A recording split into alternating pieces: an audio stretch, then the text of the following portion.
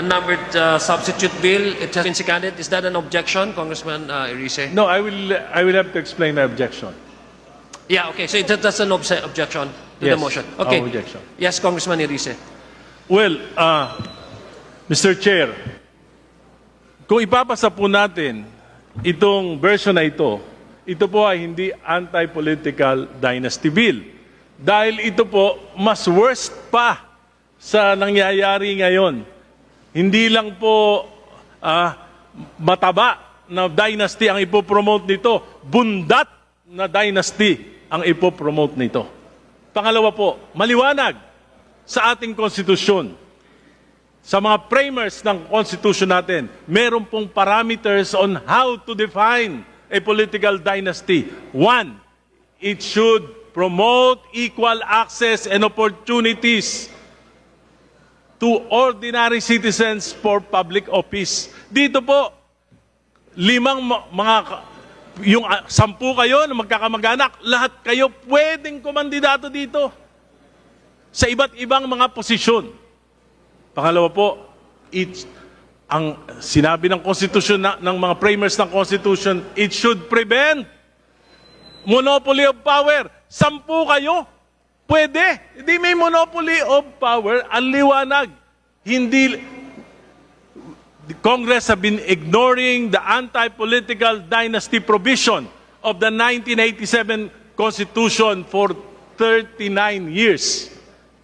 Binabaliwala natin. Pero ngayon, mas worse. Bakit? Binabastos natin ang essence ng Konstitusyon kung ipapasa natin itong bill na ito. Alam nyo, sabi ni Presidente Marcos, priority niya magpakulong dahil dito sa flood control. Nagawa niya ba? Hindi. Bola lang. Sinabi ni Presidente, priority niya yung independent commission na ipasa ba? Hindi.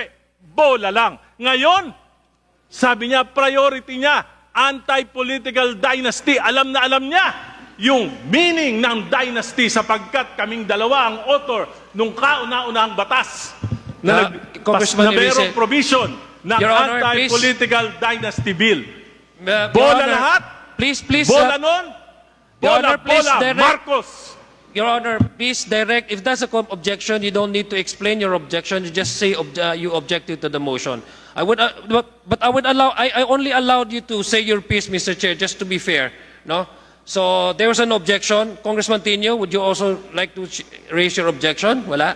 Yes, I also object to the sige. motion, Mr. So there's Chair. a motion. There's an objection to the motion to adopt the substitute bill.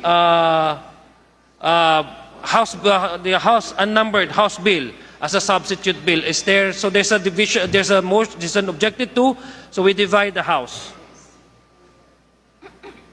Those who are in favor Mr. Chair, of the motion, before the voting, may I withdraw my authorship of the bill? I'm sorry, hindi ko po narinig. You're removing. I withdraw my authorship on the proposed bill. Okay, granted.